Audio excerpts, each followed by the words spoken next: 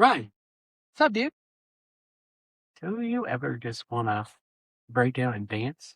Dance? 6, 7, 8, go. Mm, mm, mm, mm, mm, mm, mm.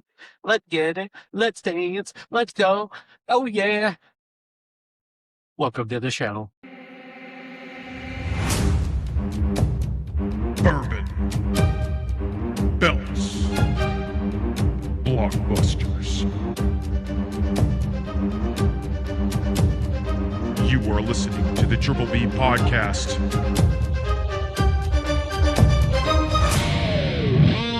Let's fucking go. Ryan, we are back. We're here. And we got another just interesting take on our bourbon cash-in. Technically, it is your week, so Yeah. you definitely cashed in today. Did. You can check that out on our socials at Trippy Pod. Yep.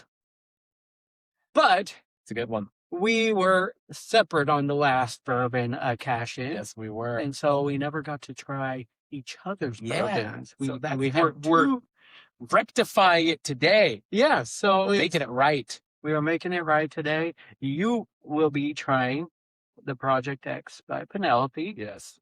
And you will be trying the Horse Soldier. I'm really excited for it.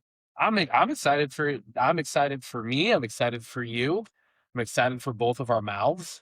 I mean, we kind of got a little teaser, but in the form of a cocktail. Yeah, a cocktail last week. So with just we did both. that's right. We did both. We did them both. And then next week We're gonna do we're both. doing them both in the cocktail that I'm doing.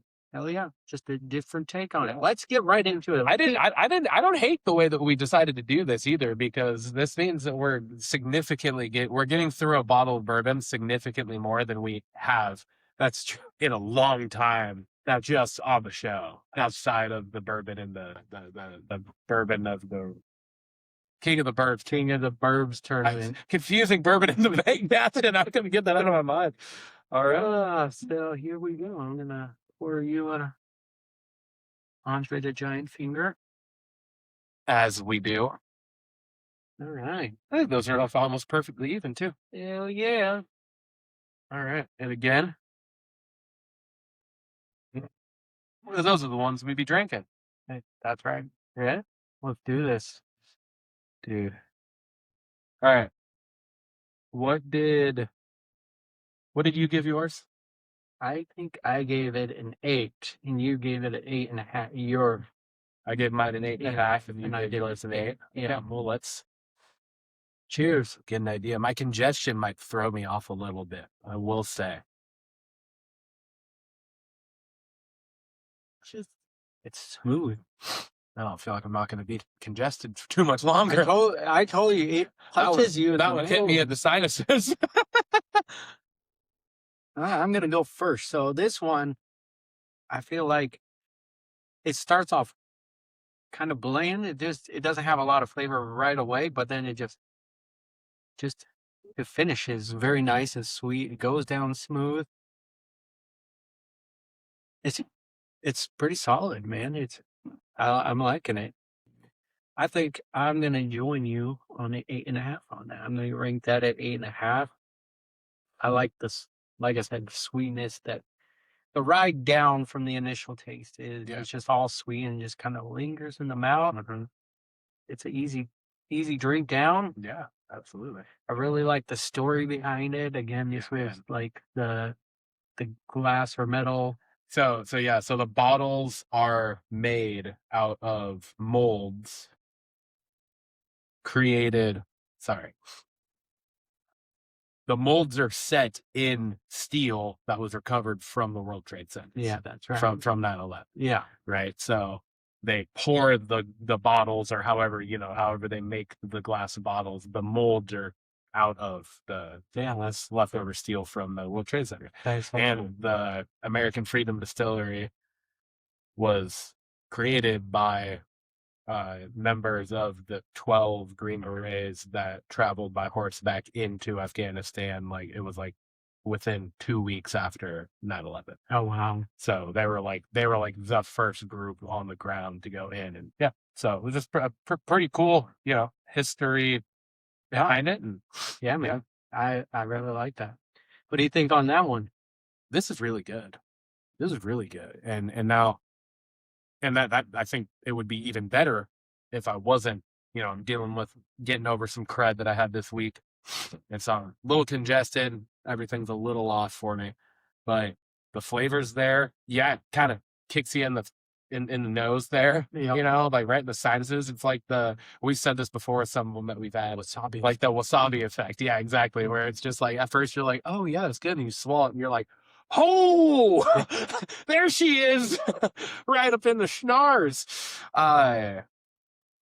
But the flavor of this is fantastic. The aftertaste of it is like, honestly, and I know I said with that one, I was like, that might be the best aftertaste for me that I've enjoyed on this show. Yeah. This is right there with it. Oh yeah. There's nothing bad about this aftertaste. There's like no bitterness to it, especially, which is surprising with how it does kind of kick you like that, right? Yeah. It really does have that burn.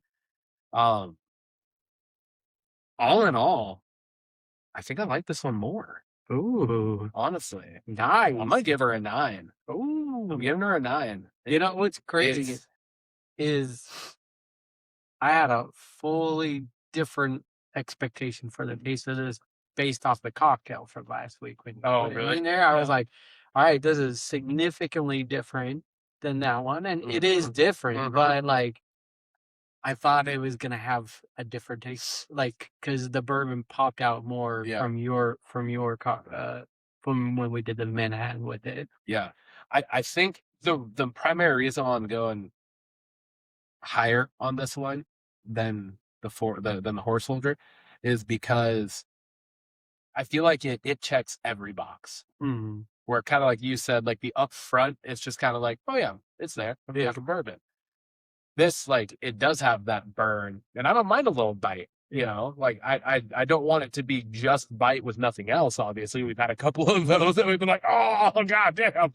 Yeah. But I just feel like it has a little bit of everything. There's smokiness. There's the vanillas, the caramels. Mm-hmm. It's got that bite up front, but really smooth finish. Yeah. Super good aftertaste. It's sweet. It's really good. Hell yeah, man. Real good.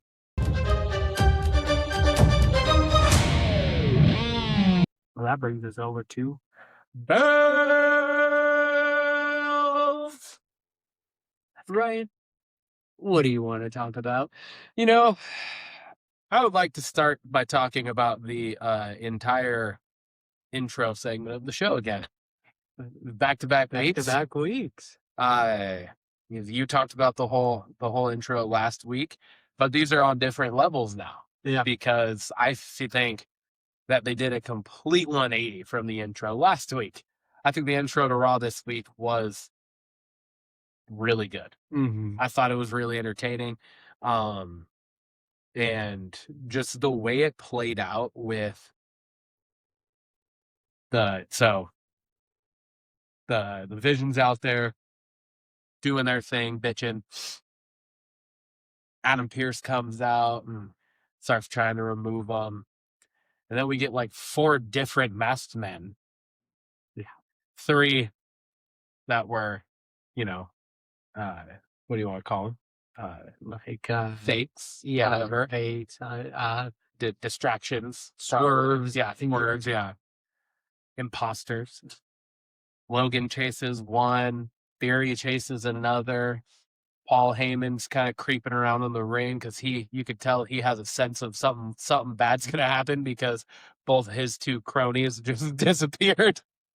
And then there's one coming down the ramp and he's just like, no, doing his best, Paul Heyman. And then there's one behind him. And boy, oh boy, was it Seth Rollins. And boy, oh boy, did he absolutely fuck Paul Heyman up. Yeah, he did. That chair shot he gave him, god damn, you would have thought that he was staring at the back of Roman Reigns again. Yep. I was going to say, very reminiscent of the Shield breakup.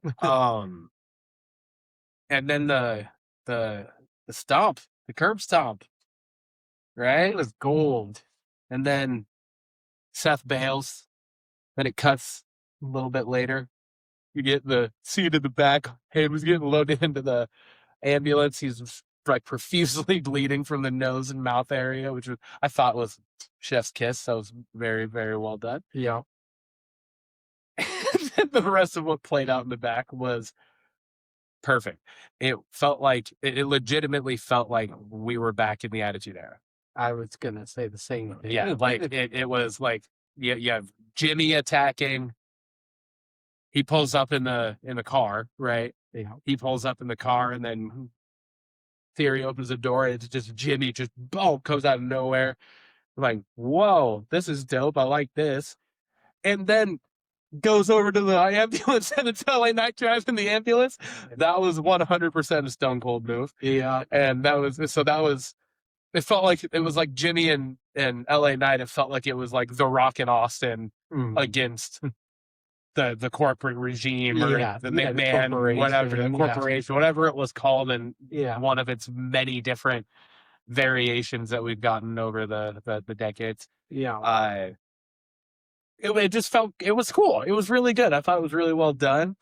I legit had a smile on my face the entire whole night. It was just the way they did the Masked Man. It was just so well done. Like just one by one disappeared off into the crowd and leaving him alone. And I like the touch of the final one walking towards the ring, but then Seth Rollins ultimately being behind. But then, to your point, the whole backstage segment was like, dude, this is the Attitude Era. Yeah, it was nostalgia at its peak, and it was so good. It was just a fun segment, and I absolutely loved it. It was a great hot start to the show.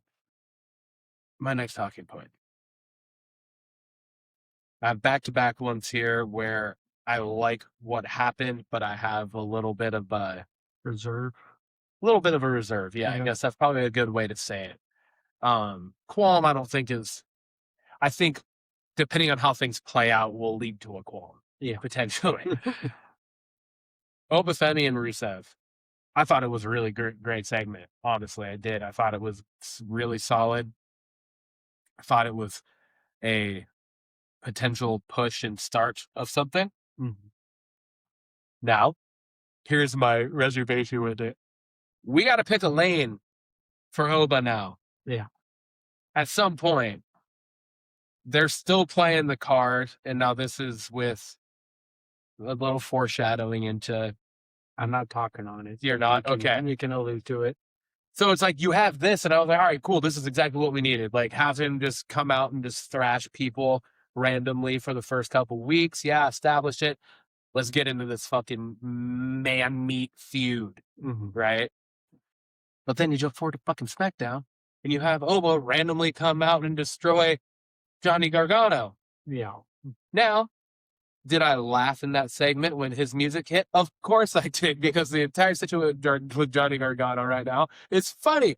But at the same time, for Oba's sake, I'm like, we got to stop this. Yeah. This has to go somewhere else now. So having him just absolutely destroy significantly lesser opponents at this point now is useless. Yeah. Right? Like, especially now after you've established what happened with Rusev.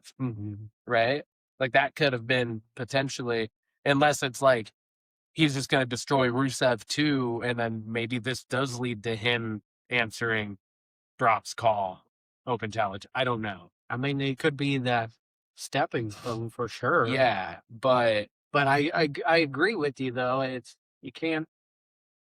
You almost have to one up it after Rusev. You can't just keep going to lesser talent. Yeah, you're not saying Johnny's lesser, but he's lesser. No, he is. Yeah, he's a lesser man than Rusev. Yeah, I don't think anyone would argue that. Yeah, like it's just. I mean, but that's the thing too. You have him come out in like the first segment he came out and was taking up the War Raiders by himself, and then he's gone on to dismantle Kim Wilson, Johnny, The Miz, yeah, Johnny Gargano, and then Rusev, which wasn't the same. Yeah, I think they left that open ended. Yeah, it's almost like they're afraid to commit where he's going to land. Granted, at this point, the brand split is nothing. Yeah, but they treat it like it is still, because he's a free agent right now. Yeah, it hasn't signed, but But yeah, so I just like the Oba Rusev portion I thought was really good. It gives Rusev a little bit of a direction for what will, ultimately be a, isn't really the right term for this, but passing of the torch of sorts, because they're not going to have Rusev go over. Yeah. Right. And this is like essentially establishing potentially the next giant star of the next 20 years. Yeah. In Oba, has that potential. So I felt like they were pushing in the right direction for that, and that I feel like we backtracked a little bit on Oba's side with the Friday Night SmackDown happening. So Yeah. I agree. Just want to put that out there. But my next part here is, again, cool for what happened in the moment and for who it happened to. But I feel like there's a real missed opportunity here, and that's Penta winning the IC. Mhm. Hell yeah. Penta winning the IC, dope. Love Penta, totally deserves it. That's awesome. He's kind of tried to push towards the IC since he debuted. Yeah. Really. I think they said it was the 7th time going for it, or 8th time. Yeah, right. Oh, yeah. So he's gone for it multiple times. Finally gets it. Now, could this have been drawn out? I don't know, say 6 more weeks and have this be a WrestleMania moment? Yeah. Yeah, I think so, on multiple different fronts. Yeah. Because now what it looks like we're going to end up with is probably Dom versus Finn at WrestleMania with nothing on the line. Yeah. So I'm a little mad about that. So that seems it seems pointless. And now you're working with a little over a month now to try to build, if you're going to even build a storyline for Penta to have a WrestleMania moment. Yeah. Which, if you don't have a WrestleMania moment for Penta, I think that is absolute disservice to him and the fan base, because he's so good. Okay. Right. So, but now, like, you could have pushed this on. This is a feud essentially between him and Dom that's been going on since he debuted on the fucking main roster. Yeah.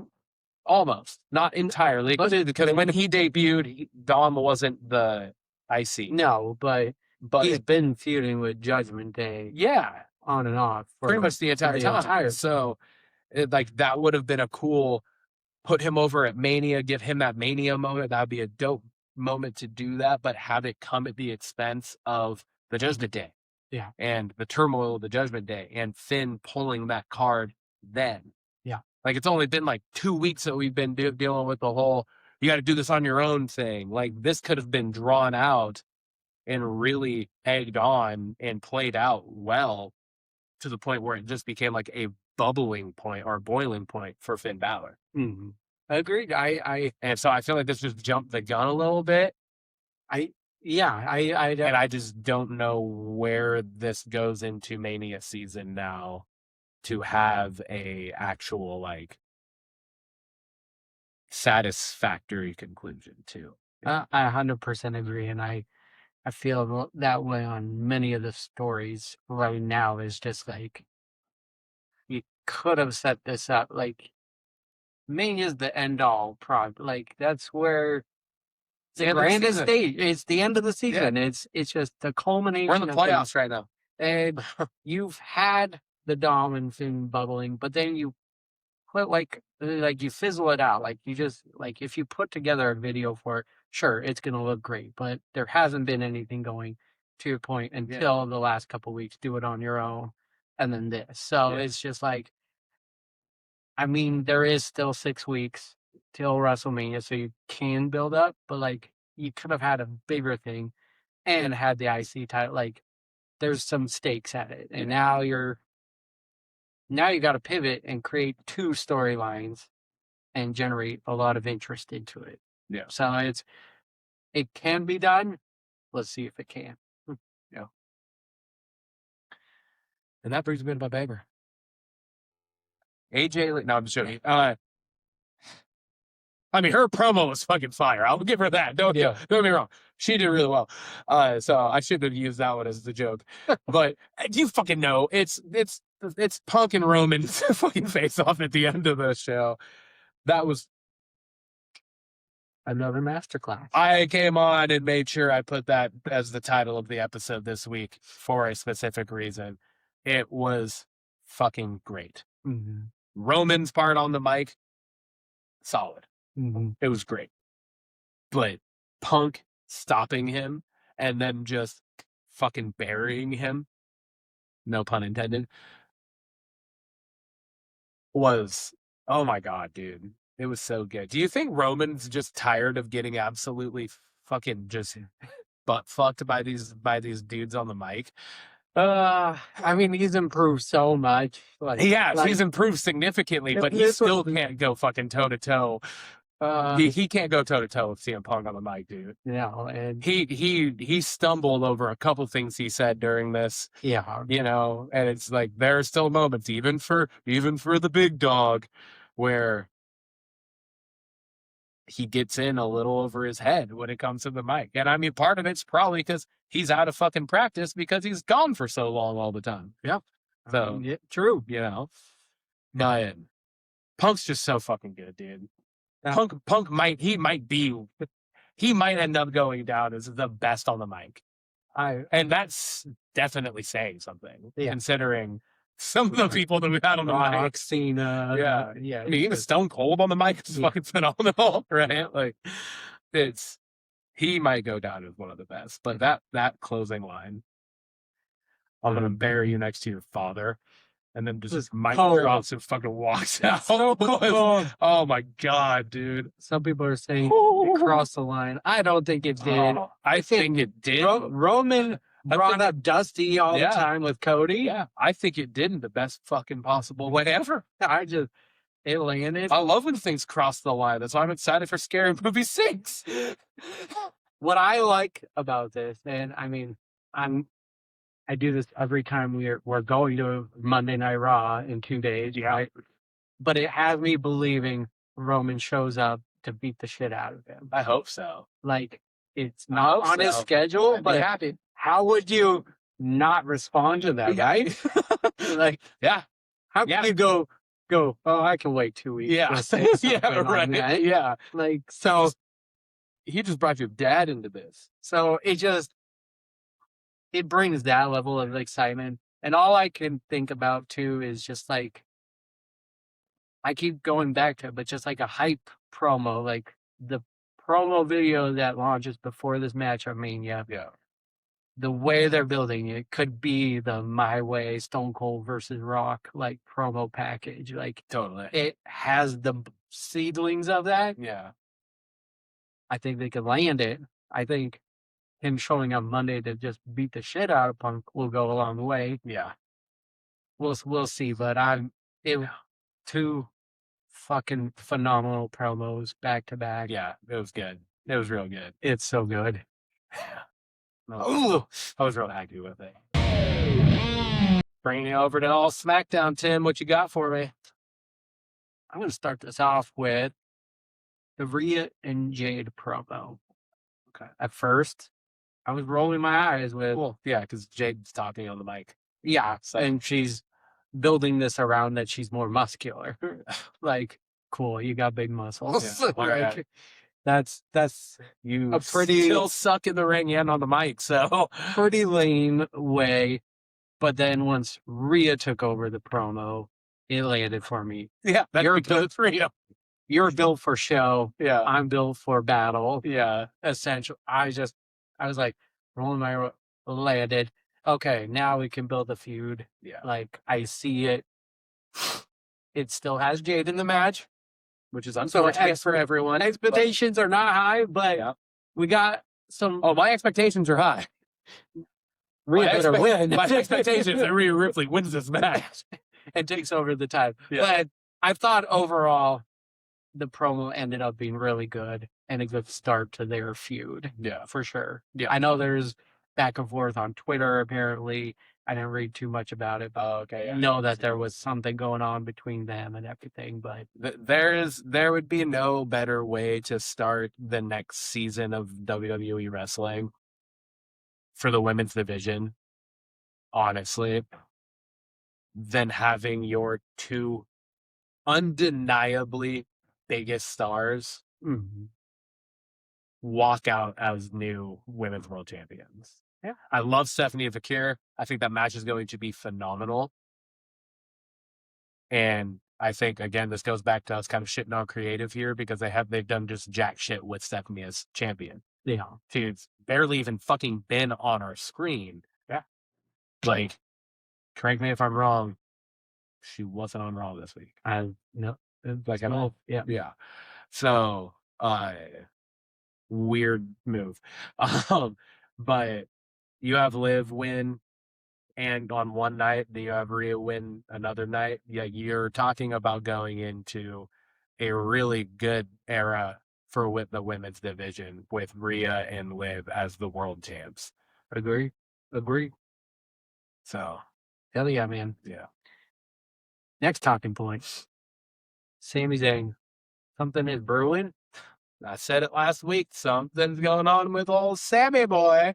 He's coming off a bit whiny, but that kind of fits his character. Where I'm just so intrigued where it's going. Me It's too. Like, especially the conversation with Orton. yeah, That was I was like, okay, because it wasn't like you did this, how could you do this? It was you did this, how do you do that? yeah. Like It was a inquisitive. teach me Yeah. your ways. That's how I took. Yeah, because it's him like asking like because he's recognizing that's what he needs to do. Yeah, All of his buddies are doing this and winning multiple world titles. And Orton's moment of I don't know about all that, but it made me a 14-time world champion. Yeah. And Sam is like, oh. Can't argue with that. Does that make you a bad dude or whatever he said? And he's like, I don't know about all that. And Orton's kind of laughing it off. I don't know about all that, but it made me a 14-time world champion. Yeah, It was like, oh fuck, that was the line we needed. yeah. Because that's Orton walks away and then Sammy freaks out again. It just keeps going that like both conversations are around the championship. Yeah. And I was like, all right, there's maybe a blurred line. I don't know what's going on between Cody, Sammy, but then when he asked Orton, like, how do you do that? Like the way he did, I was like, okay, we're getting something here, and I don't know how long it's going to take for this to play out, but it's a cool angle. It is. Sure. I love it. I think Because awesome. it's got mystique around it. Like, what is happening with I it? will never not be on board with a storyline that I even have a slight left testicle feel about Sami Zayn working his way towards the world championship. I will always be on board there. Yeah. Don't worry, even if I felt it in the right one, I'd still be on board. I'm just left-handed, so I lean more towards the left. Cody is our new champ. He beat Drew McIntyre. A little help from Jacob Fatu in a sense. But Cody is our new champ. I feel bad for Drew. But this is where kind of what you brought up with the Dom situation with Penta is now you get 6 weeks to either build just Cody and Randy Orton, if that's the match set in stone. I'm good with it. There's a bunch of history there. There's been seedlings planted with Orton for 2 years now. But I feel like this could have been more epic, like something more. This could have been a bigger build than just 6 weeks. I know, like I said, there has been ceilings. If you piece it all together, you get a great build to it. But I feel like this should have been a longer built out feud, and For Orton Cody.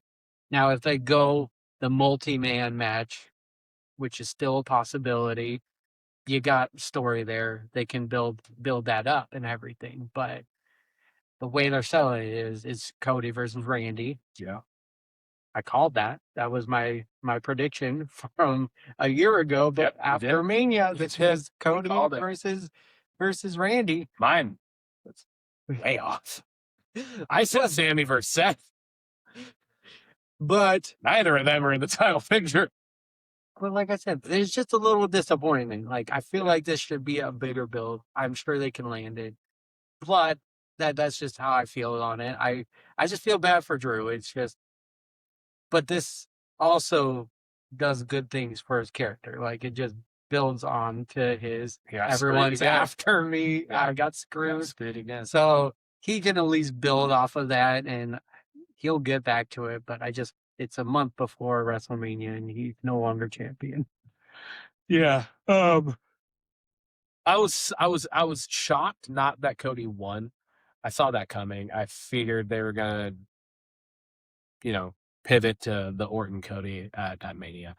I think I was shocked at how so many people in the crowd were excited and cheering the fact that Cody won. Yeah. I didn't hear any boos. I didn't see anyone in the crowd from what I was able to see, like, upset. Everyone was like cheering. And I was just like, what happened? What changed? What am I missing here?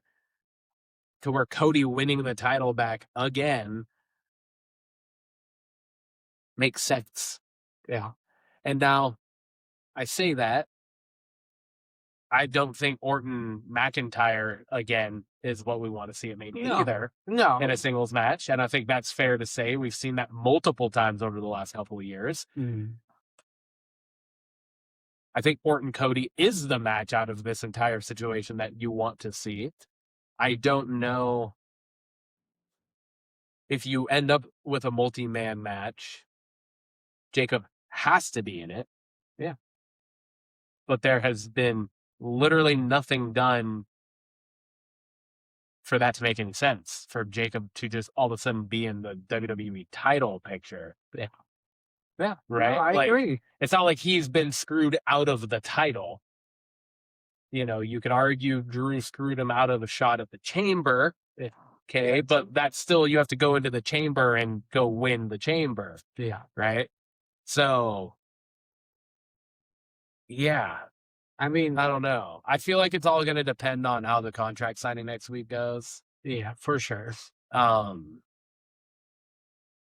Because then I also text you, like, is it going to be Drew Nick Aldis? Like, yeah. Like, I think that has more story than. Well, yeah, because I mean, this Jacob contends too. Yeah, because like Drew's gonna go berserk. Yeah. Over the fact that Aldis made him defend it against Cody again. Yeah. Even though Cody wasn't supposed to. Yeah. I'm glad they added that part in the show where he's like. I'm glad they added the part where Sammy called it out that he just keeps getting things handed to him again because it's the truth. I liked it. But I also, hell yeah, Sammy. But it also just showed a little, like, storytelling. Just Nick going, "You went back on your word. I'm going back on mine." Yeah, and that was fair. It was fair. That was fair. And I was like, okay, you give me a reason to accept this match, even though I don't want it to happen. But yeah, no, it's when Sammy was saying that, I was just, God, it's so. You had your shot, you lost, and then you got another shot, you lost. Why do you get another one? Yeah. So, anyways. Now I'm kind of racking my brain here as to what your banger of the night is. Well, sometimes 4 points is not enough. I'm just gonna throw out a quick one, just a fifth point essentially. It's not my banger, but the tag team turmoil just proves that real tag teams mean nothing. Yep. Thrown together. I was wondering if you were going to talk about this. It wasn't enough to just talk on. Like, literally 4 legit, actual, long-running tag teams come out all first, and then Damian Priest and R-Truth, Bald Truth, all of a sudden, too, they end up winning it. I was pissed. I was like, what the fuck? I was like, but at the same time, started off as a really odd match, and I'm like, it's good, and then they won, and I was like, what? Well, but then you have the weirdness with, like, how the Motor City Machine Guns got eliminated because it was like he clearly put his foot on the rope and the ref clearly saw it, but then still counted to 3, and then they acted like it didn't happen. And then, like, I'm glad they at least, like, made a kind of a joke point in the back later where, like, they brought it to the attention. It was like, why did you break up the pit? I did, dude. I swear I did. Let's go watch it. Yeah. It was like, okay, well, at least they alluded to it. They didn't just breeze fully off of it. But, but I will give R-Truth and Priest, they have teamed together before Yeah. on multiple occasions. I mean, he was They part were part of Judgment Day. the but- tree's there. I want to just, while we're on the topic, I want to just throw out big flowers for their ability to hit those two finishing moves at the exact same fucking time. Yeah. Like R-Truth's timing to, because that's all on Truth, because he already has him up. Yeah. So he sees Damian Priest lift him. He has to get him up for the FU, and he kind of stalled it until he knew it was coming down, and then he tucked it. They hit at the exact same They time. were right in. Like, if you were to go super slow-mo and break it down, like, you might be able to notice they hit it slightly different times. But it would take that fine of, like, a nitpick under a fine-tooth scope to be able to, like, know that was different. Like, that was, I just said fine-tooth scope. I don't think that's a saying. I think I just made something up. But anyways, you knew what I was saying. I know what you're Like, saying. that was impeccable timing. Yes. It was a really cool ending to the match for an outcome that I was like, really? I was like, that was fucking dope, but really? What are we doing? Why are we, like, we just said fuck the entire tag team division on 100%. SmackDown. That's the only brand that actually has a legitimate tag team division. And here we are still throwing together teams. Yeah. All right. My real banger of the night, and it's not a great one, but we got Randy Orton's opening. It was just, we got him back for the title for the main event at WrestleMania. This makes sense. It I just- know why it was your banger, because the old Lemon Pepper Steppers came out. And I mean, you love Trick Williams. I do. But I mean, just his whole speech I thought was really Yeah, good. it Just was bringing up how, It was good. JBL said if you pieced together a professional wrestler from the ground up, it would be Randy Orton. And it stands true to this point. Like, never a truer statement has been said in wrestling, I think, is Randy Orton is that image of a professional wrestler. He's got to be pushing, like, I know it's not quite there, but, like, of all of the wrestlers, I think, that are considered greatest of all time, Mm-hmm. I think Randy's had a longer full-time career than any of them. Yeah. Yeah. Right? I would say, yeah. Like, Right? I would say so. I mean, because, I mean, like, as much as he probably should fucking be, Taker's not really looked at in the conversation of greatest of all time. no. Greatest character of all time, hands but- down, I think. but- But, like, the greatest But wrestler of all wrestler, time. no. But Cena is looked at now as the greatest wrestler of all time. Everyone's making fun of 5 moves of doom. Yeah, Like, for I think 20 years. well-rounded character and decent, like, Yeah, that may be why, but no. yeah. Like, But and like his mic work and all that. Yeah. But like Orton's always been good on the mic. He's phenomenal in the ring. Always has been. yeah. His ability to play a face or a heel is So good. almost unmatched. Mm-hmm. Like, to be able to have full blown fan commitment to both, that has to be so hard to do. Yeah. I agree. There's a reason why some of the greatest of all time have not been able to pull it off. Mm-hmm. Cena. Yeah. Stone Cold. Yeah. Right? Like, Yeah. I would even argue The Rock. He pulled off a heel very well. But he wasn't a Randy Orton heel, though. Like, he wasn't a heel. There were moments. yeah, which There were was, moments before he became huge. yeah. Yeah, when he was in Nation of Darkness. Yeah, would where be he was like an actual corporation. But then But when he really got big, no, I could see that. you know what I'm saying? Like, Hollywood Rock was yeah. a good heel, but people liked it too at the same exactly. time. And that's what yeah. that's like, Orton can play a heel where you literally hate him, Yeah, true. but he's so good at it. Yeah, And that's why you hate him. yeah. You know, I agree. you don't hate him because the Cena heel turn where it was just garbage, Mhm. right? Like, that's not why you hate it. Yeah. You hate it because he's really fucking good at it. You're like, fuck. Yeah, You know, like, I yeah. don't know. But then you build this, his whole thing, 20 WrestleMania appearances, only 2 main events, which is crazy. So this being his third. And then when he said, hit the letters RK, the timing of this was so good when the lights went out because the crowd said, oh, but it was more like a, oh, like because the lights went out, Yeah. what's happening? And then Trick Williams comes out and the guy got so much charisma and takes a beautiful RKO. But I want to give Randy his flowers and just say, I'm excited to have him going for the title, like legit going for the title. It's at Mania. Yeah. And well deserved. And this is one where I'm like, if it truly is one-on-one at Mania, I 100% actually see Orton winning this match and getting 15. He better. Like that's kind of what I was pushing towards. If you're going to have anyone hold the world championship record now, have Orton retire with it. Yeah. Have Orton retire with 18. He deserves it. He is the currently longest running full-time superstar.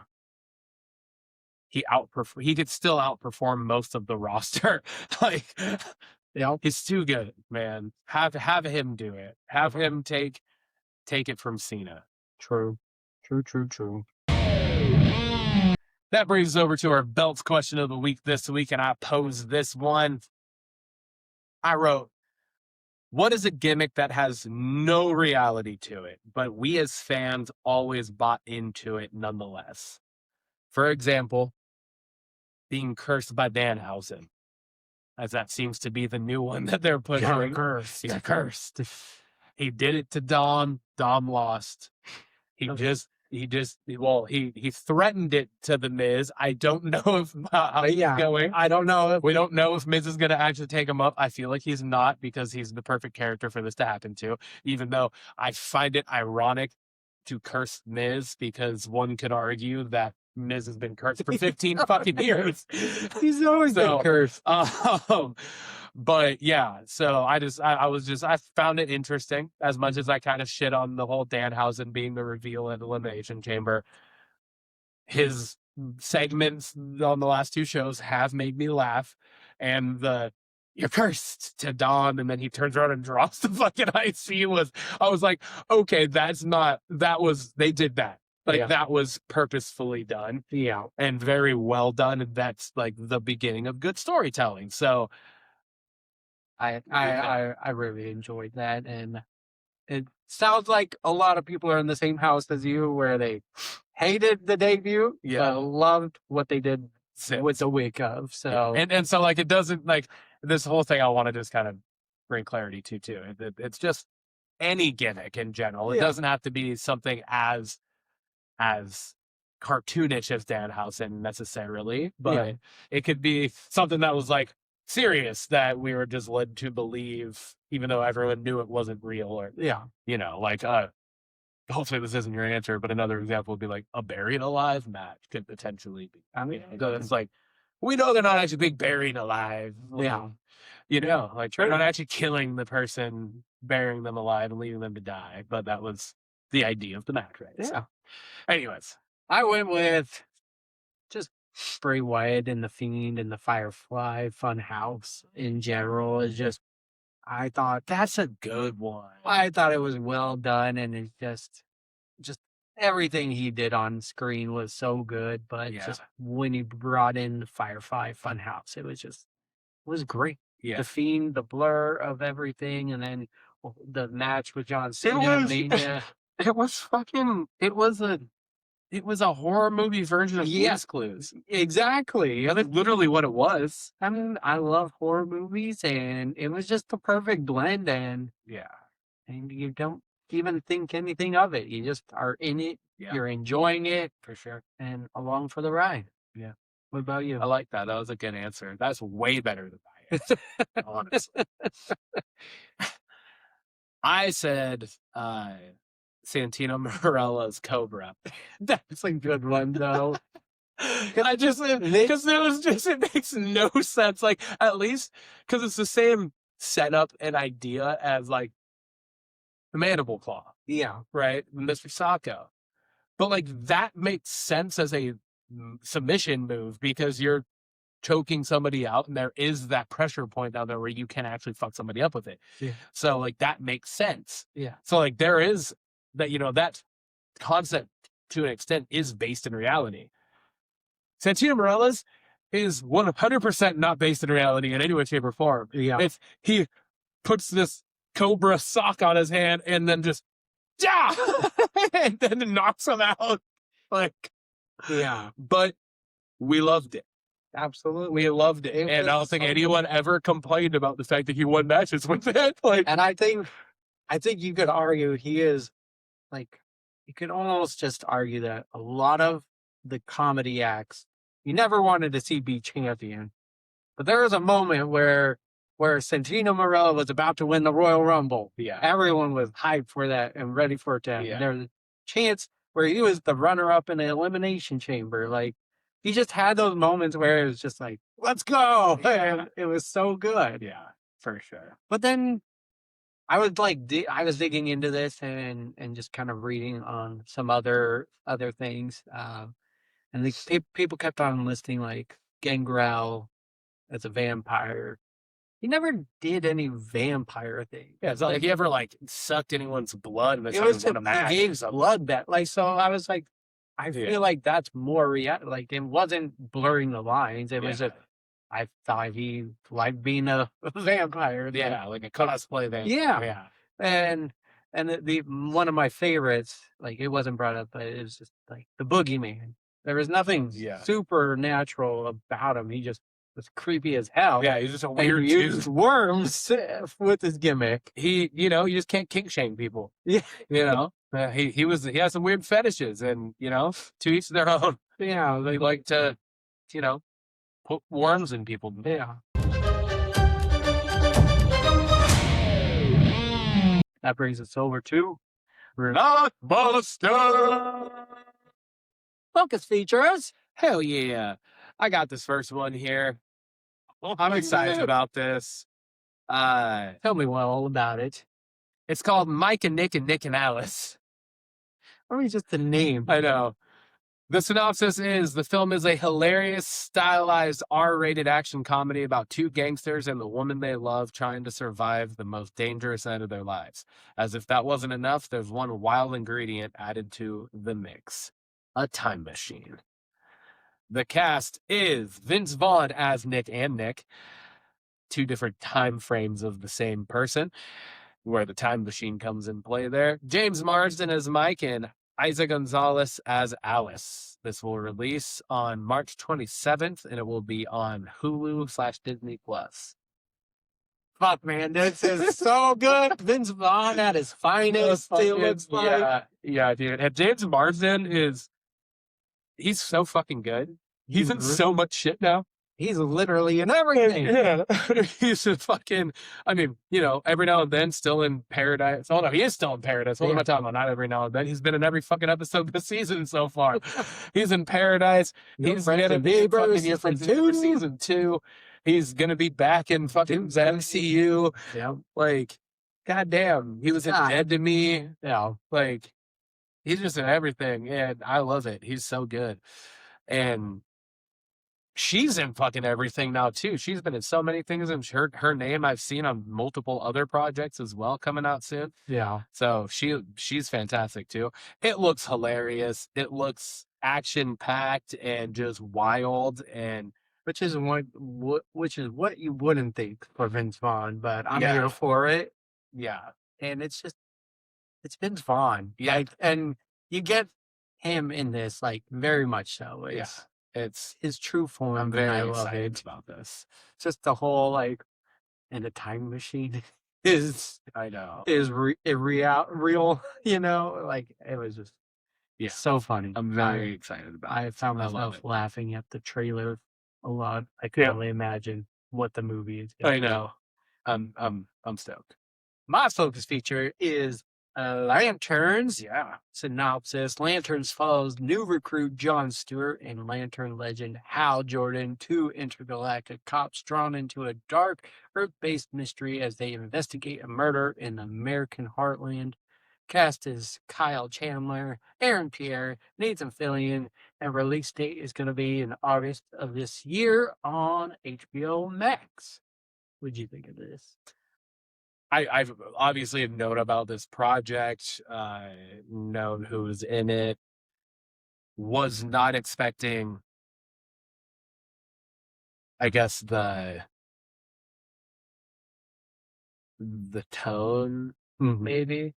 I don't know. I don't know what I was expecting, but F-bombs getting dropped regularly throughout the trailer was not what I was expecting, because I was trying to rack my brain back to Superman. I was like, were there F-bombs dropped to Superman? I don't think maybe that- one. Maybe, yeah. I don't remember it if it was, but It so was like very this still being like, Guardians of the Galaxy, so like, yeah, but like this being obviously a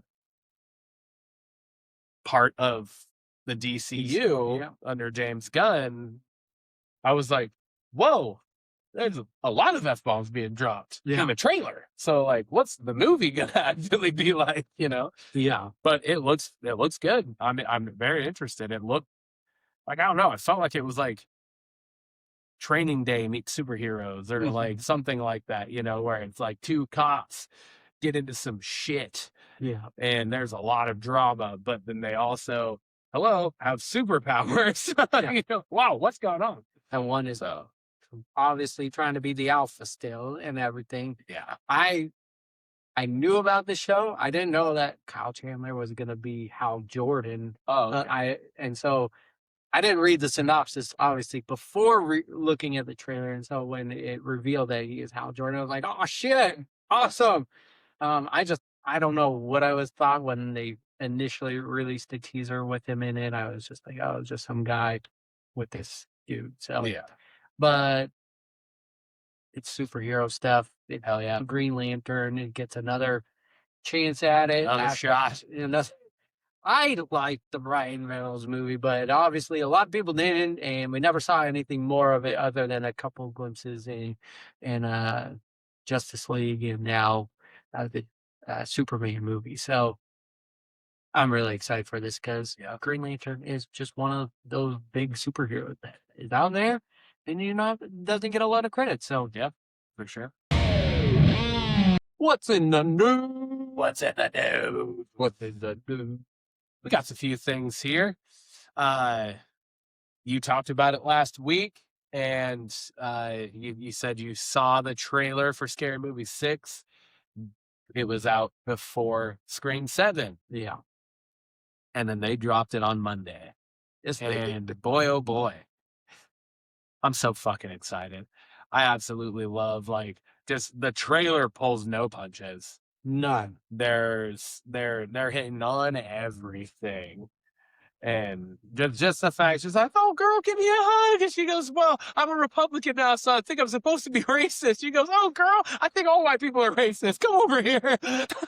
I was like, that's fucking great. That's too good. Having Eminem have in the song in the background is just so fitting for this too. This is the beginning of the trailer. The guess who's back? And it's this random doll-looking character dancing. You know what's Megan?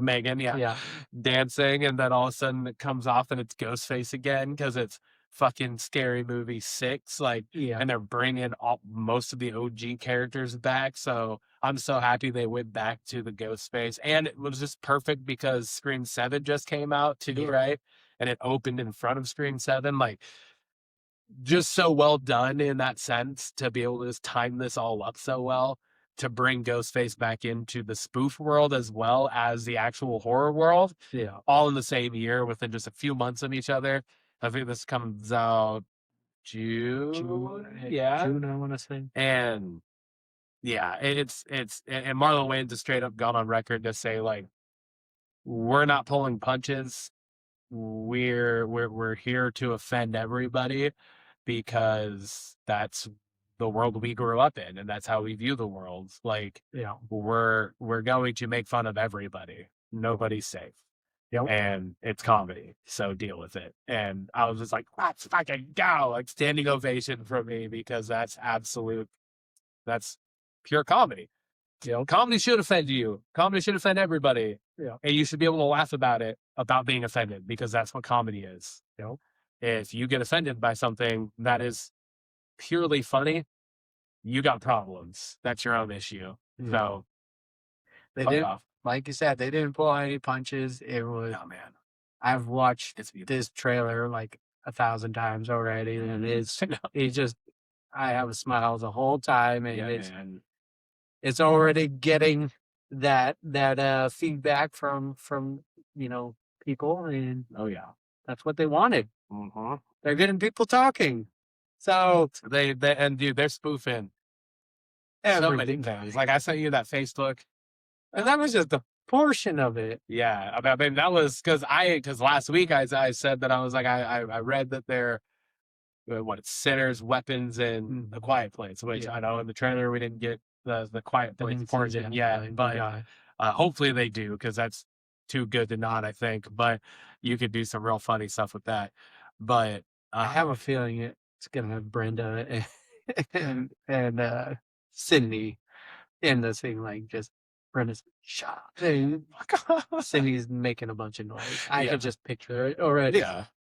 But I mean, dude, I didn't even like catch it in the trailer, but they're spoofing The Substance. Yep. Where it's called The Stuff. You know, like they got Wednesday, Tuesday, yeah, and it looks like Halloween because of how Sydney looks. Yeah. I don't know.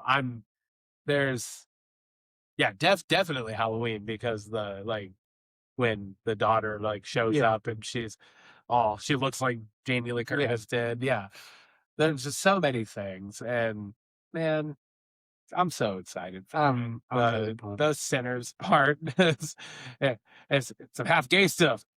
Ray Hobson will be half gay. Oh my God, it was just. I just remember I just watched Scary Movie, the first one, on Thursday, and I hadn't seen it forever. And just the long running trope of Ray's definitely gay. And then at the end, he goes, and then fucking Bobby's like, I'm gay. And if you didn't notice, so is Ray. And he's like, wait, what? I'm gay. I'm gay? It's like, what do you mean? you took me to that club. They play good music. What about a trip to San Francisco? I wanted to go shopping. But you made money to me. First off, you sucked my whatever. That is just such a good fucking swerve of a wrap up of a storyline throughout a movie. The whole time, everything Ray says is totally an inclination of him being homosexual. Yeah. And then it just comes, he's like, I'm gay? What are you talking about? It's just like, oh my God, no. So good. So fucking The first scene you see of him is, yo, this should make me look gay. It's just the yellow rim tank top. It's like, no, man. How about that? Folds it up. How about now? He's like, no, man, you're good. So fucking stupid. Those movies are just, they're good. My plan is, I mean, between now and when the sixth one comes out, I will watch all 5. Yeah. But easy. But love it. Love it. Love it. All right. I got Pinocchio Unstrung. We finally got a trailer for this. We've talked on it once. You showed me the animatronic little teaser that was put out on Twitter. That was months ago. That was forever ago. Yeah. And now it's been a year ago now. I don't even know. It's a while. It's been a minute. Yeah. Been a long minute. But we finally got the trailer. And dude, this looks fucking brutal. It has Megan vibes / Child's Play. Yeah. Chucky. And it looks gruesome, dude. It looks. Yeah, dude. And then you get the legendary Robert Englund voicing Jiminy Cricket in this. Yeah. So yeah, I mean, it's part of the Poonaverse. This one looks like one of the better ones of it. I know it's not supposed to be great horror, but this one looks like the best of them so far. When she steps out of the shower, oh my Lord, and Pinocchio's nose goes through her foot, I was just like, oh shit. Oh, it was pretty tame until that part. I love that trailer. I know, then it really just fucking went. I do want to just pull out, she like hears something. She's like in the shower. She hears something, and then she like pulls the curtain back and looks out and sees the doors cracked open. And she was like, "Oh shit!" And she like grabs her stuff and puts clothes on in the shower. Yeah. Nobody does that. No, come on, No. nobody does that. Yeah. But anyways, yeah, it looks fucking. It looks fucking great. I'm excited for it. Next up, and this is kind of a build off of my answer last week, and this has Came out of happened nowhere. no, this has happened a couple of times now, because this happened with weapons. Because I had said something along the lines, or like I posed the question, of like a spinoff of like what would you want to see as like a spinoff of something. And my answer was Aunt Gladys from Weapons, and then it was like a day later they posted Weapons spinoff focusing on Aunt Gladys is in the works, and I was like, what the fuck? So last week, one of my shows that I talked about in the Blockbuzzin question was the reboots, and one that I would like to see done again, but by Taylor Sheridan. And now this isn't going to be by Taylor Sheridan because it's a Netflix project, but was Little House on the Prairie.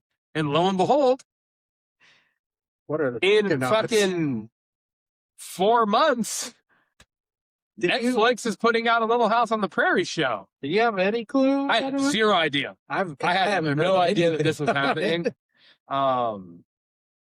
So yeah, no, I haven't had zero idea. I had no idea, no inclination at all that this was happening.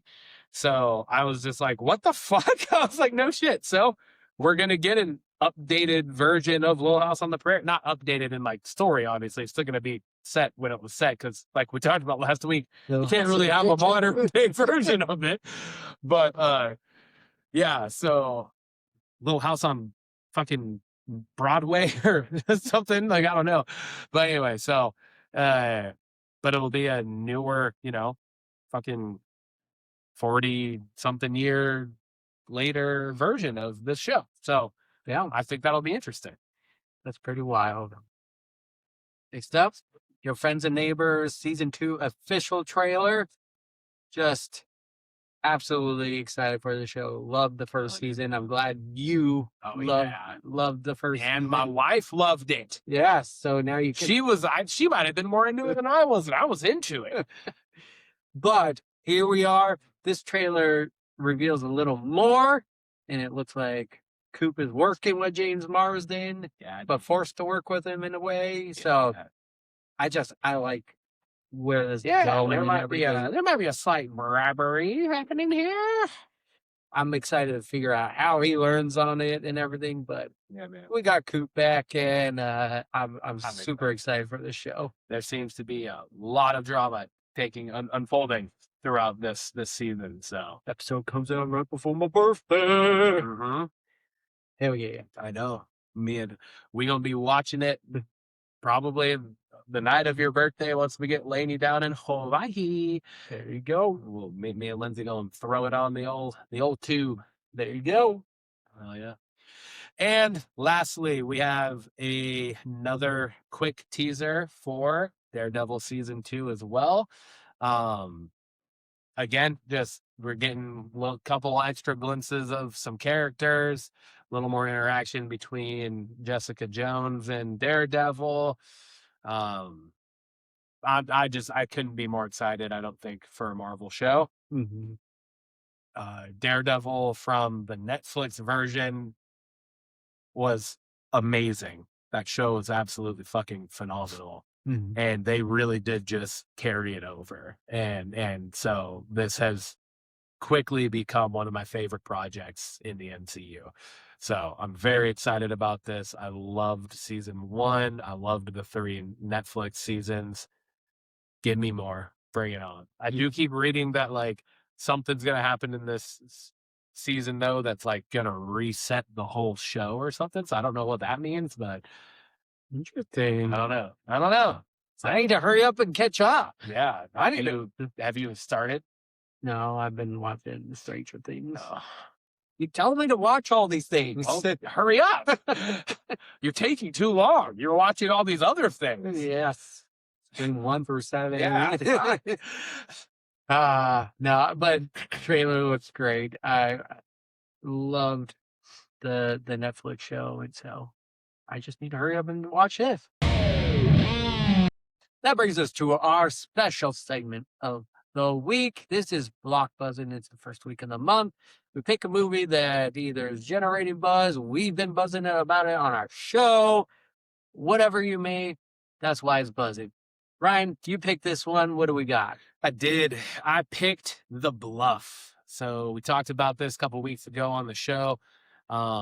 It's a new release on Prime Video. It's like the really intense R-rated Pirates of the Caribbean. It's kind of what it felt like, right? Yeah. That's what we kind of talked about when we watched the trailer for it. I think this was my focus feature. Yes, it maybe. was. Yeah. It's got Carl Urban. It's got Priyanka Chopra Jonas.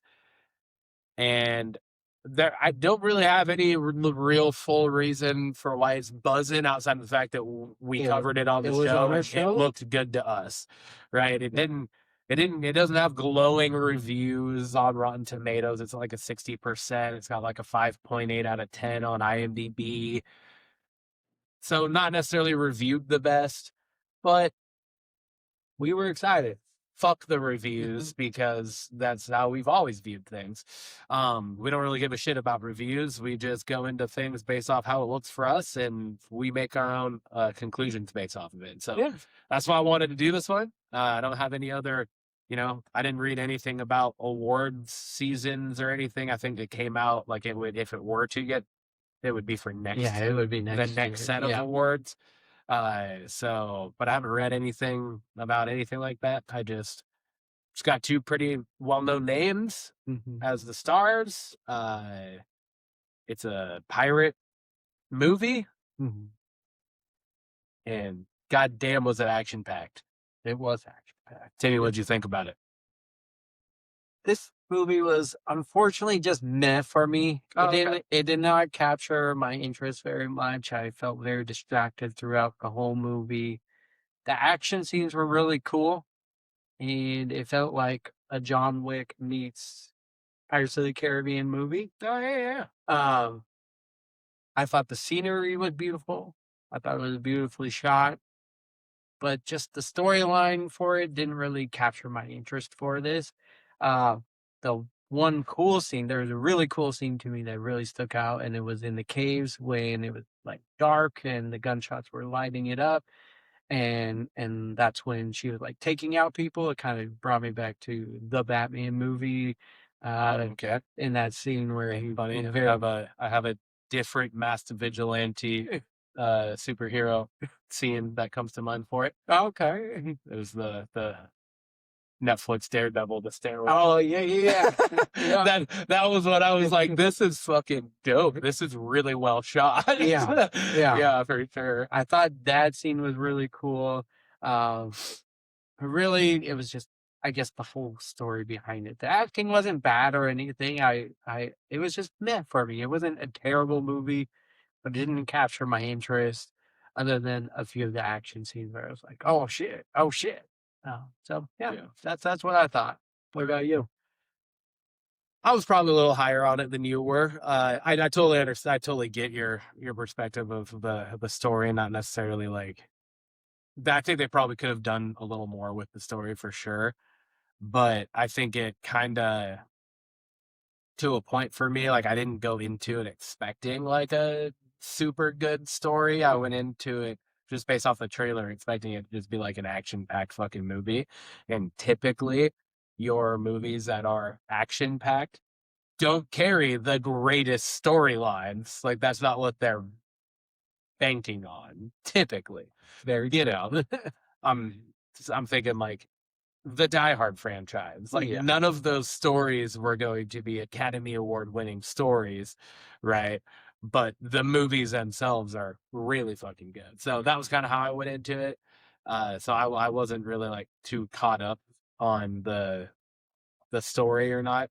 I was just hooked on the visuals. I was hooked on the action scenes. I was hooked on her abilities and part of the story did have me hooked because I was curious about like what the backstory was because it didn't give a lot away beforehand, so I was a little curious about like how she's connected to it. Like it had me the whole time wondering if they were like former lovers or something, and they, to my knowledge, still they weren't.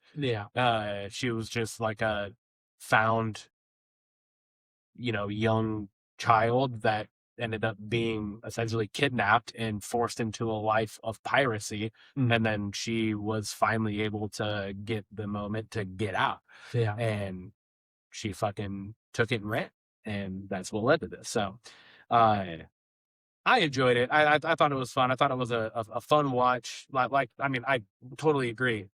There is no like, oh my God, this is a gripping storyline by any means. But if you're just in for watching just a fucking sit down action packed flick, I mean, there's a fucking good movie to do that. So if you're just looking for some really cool action sequences and things that were, different, I mean, I wasn't expecting them to just keep the camera going when they blew the dude apart with the cannonball.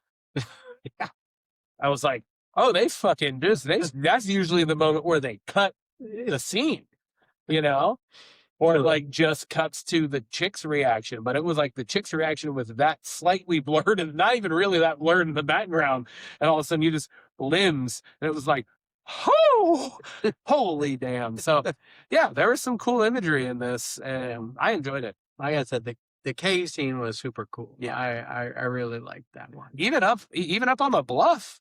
Yeah, that scene with the fire and just like that whole fight scene they had, I was like, that's fucking cool too. That was a cool use of the environment. Yeah, like I liked it. I thought it was solid.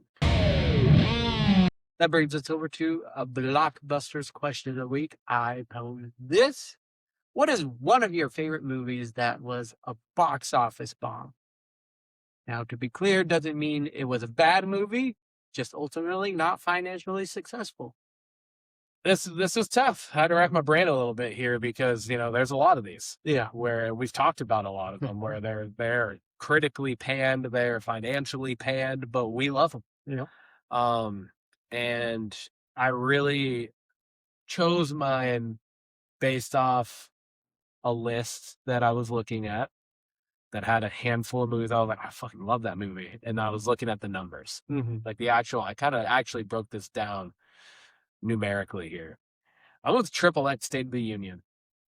Okay, yeah. I love that movie. I love both the Triple X movies. There's three. There is three. You're right. Xander Cage came back in the third one, didn't he? And I liked that one too. I'm totally spacing on that one. It was good. It came out in like 2019, 2018. I'm sure I saw it. Did I not see it? I had to have seen that. I loved these movies growing up. So, anyways. But Triple X State of the Union was widely panned, because Vin Diesel, Xander wasn't in it. Vin Diesel wasn't in it, right? But this one starred Ice Cube. Yeah. And it cost $113.1 million. It only made $71 million. Oh, damn. There is it says a net adjusted loss of $78 million. Or sorry, it made 71. Is that what I said? Yeah. Okay, yeah. So a net adjusted loss of 78 million. However they calculate these things, and when you adjust that for inflation, that's a loss of $129 million today. Damn, that's not good. That's not good. No, but fuck. I love the movie. Yeah. I thought it was phenomenal. I love both those movies. I need to fucking go back and look to see if I did watch the third one. Yeah. I can't imagine I wouldn't have watched it. I've seen it a couple times. But I know for sure I watched zero recollection of it. Do you own it? I should. I believe I do. It should be down there at the bottom. I know I have State of the Union. Oh, yeah, right here. The Return of Xander Cage. Let me take an eyeball. Yeah, this is the fucking first one.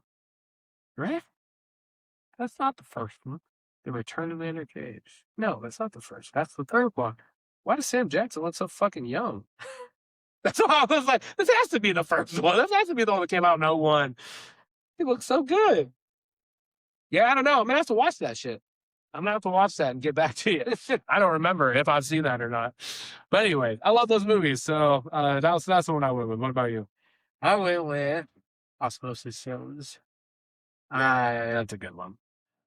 I didn't watch it necessarily when it first came out, but definitely watched it, enjoyed it thoroughly. Had a great cast: Bill Murray, Chris Tucker, Molly Shannon, Ron Howard, Lawrence Fishburne. It was a $70 million budget and only made 13.5. That's not good either. Not good either. And it was part of the reason originally why WB Animation went out of business. It was that, Looney Tunes with Brendan Fraser movie, and something else. I forget what it was, but a lot of flops right there towards the end. But thoroughly enjoyed that movie. It was a fun one. It's stupid funny, but I enjoyed it. It was good. And the critics couldn't tell me otherwise. So Yeah, fuck the critic. Fuck the critic. That's how he'd stand. but that was mine. All right, dog. That's episode 92, man. Episode 92. We got 8 more. We're at a Benjamin. Woo! Let's fucking go.